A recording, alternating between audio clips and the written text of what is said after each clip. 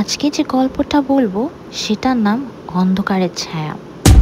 প্রথমেই শুরু করি গ্রাম দিয়ে। অচেনা একটা গ্রাম, যেখানে রাত 9টার পরেই গ্রামের সব কিছু থমথমে হয়ে যায়। চারপাশে কেবল ঝিঝি পোকাদের শব্দ। তন্ময় শহর থেকে একা এই গ্রামে এসেছে গবেষণার কাজে। তন্ময় কিন্তু খুব ভালো লিখতেও পারে। সে তার পার্ট টাইমে লেখালেখি করে। তবে আসার পরপরই সে দেখে লোকেরা তাকে দেখে কানাঘুষো করছে। যখন সে জানতে চাইলো কি হয়েছে, কেউ তাকে সরাসরি বলতেই যাচ্ছিল না। তখন একজন বৃদ্ধ মানুষ তার কাছে আসলো। এসে বলল, বাবা, রাত নামলে ওই বটতলার দিক দিয়ে যেও না, ওখানে আসলে মানুষ যায় না। বটতলাটা তন্ময়ের বাসা থেকে মাত্র 1 মিনিটের পথ। তবুও তন্ময় কিছু আন্দাজ করে মুচকি মুচকি হাসল, কারণ সে তো ভূতের গল্পে বিশ্বাস করে না। তারপর সে তার জিনিসপত্র নিয়ে তার ঘরে চলে গেল। কিন্তু প্রথম রাতেই সে খেয়াল করলো তার কুঁড়ে ঘরের জানালায় কড়া নাড়ার শব্দ হচ্ছে। এরপর কেউ যেন মনে হচ্ছে আঙ্গুল বুলিয়ে যাচ্ছে কাচের ওপর।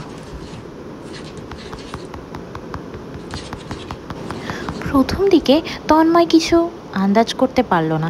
সে ভাবলো সে নতুন এসেছে বলে গ্রামের ছোট বাচ্চারা হয়তো তাকে ভয় দেখানোর চেষ্টা করছে।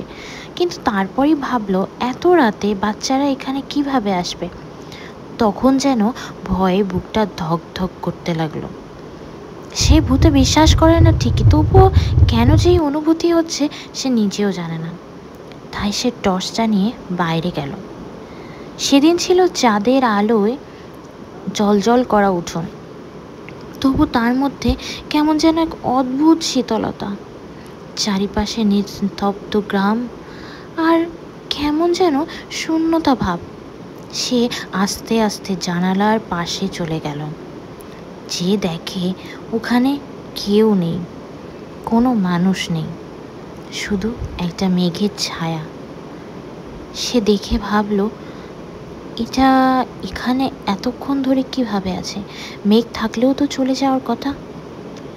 সে ঘাবড়ে যে আস্তে আস্তে পেছনে চলে আসলো, তারপর ঘরে চলে গেল। পরদিন সকালে গ্রামবাসীদের কাছে জানতে চাইলো তন্ময়। তার সাথে কি কি ঘটেছে সব খুলে বলল। এক বৃদ্ধ পা কাপা গলায় বলল,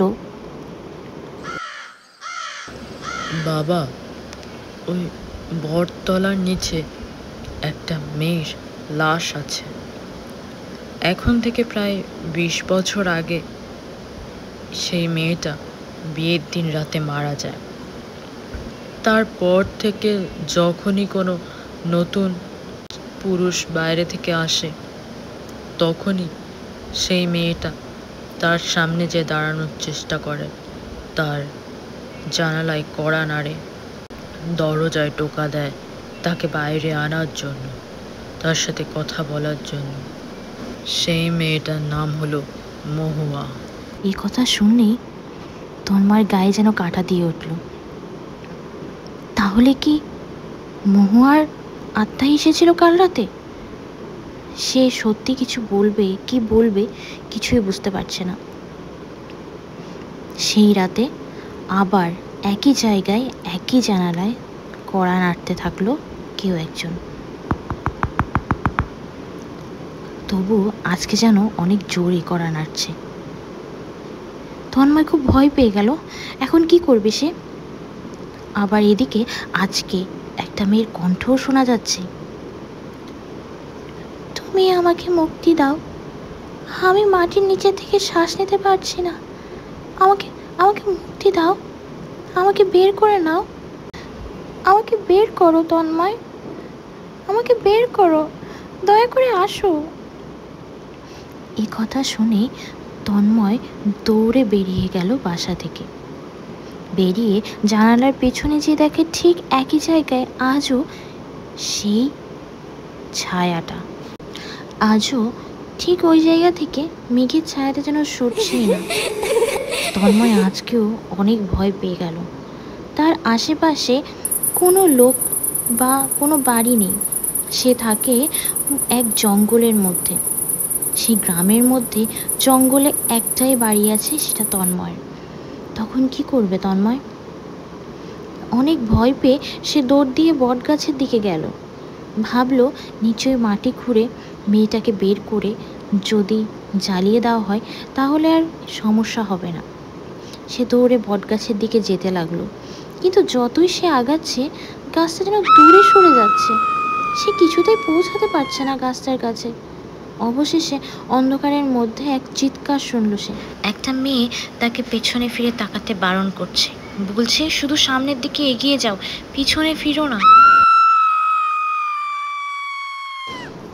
এই চিৎকারটা শুনে তন্ময়ের কেমন যেন ভয়ে গাটার ছমছম করে উঠল।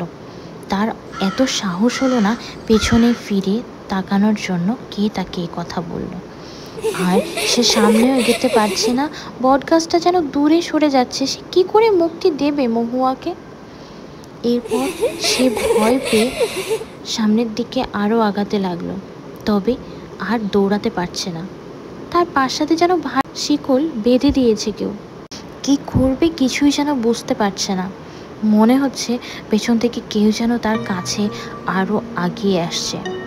সে চাইলেও পা সরাতে পারছে না, দৌড়াতে পারছে না, বা কাউকে ডাকতে পারছে না। তার মুখও যেন বন্ধ হয়ে গেছে। এখন কি করবে সে কিছুই বুঝতে পারছে না। এদিকে রাতটা যেন আরও বেশি অন্ধকার হয়ে যাচ্ছে। যেখানে আগে চাঁদের আলো ছিল সেখানে যেন কোনো আলোই খুঁজে পাওয়া যাচ্ছে না। হঠাৎ করে একটা হাত যেন তার কাঁধে ঠান্ডা স্পর্শ করল। তখন তন্ময়ের আর কিছু মনে নেই। সে মাটিতে লুটিয়ে পড়ল আর সেখানেই অজ্ঞান হয়ে গেল। এই গল্পের পরবর্তী পার্ট নিয়ে আসবো কিছুদিনের মধ্যে। আপনারা যদি চান তবে কমেন্ট করে জানান। হরর স্টোরি আমি আরও বেশি আপনাদের জন্য নিয়ে আসব। আমার সাথে থাকার জন্য ধন্যবাদ।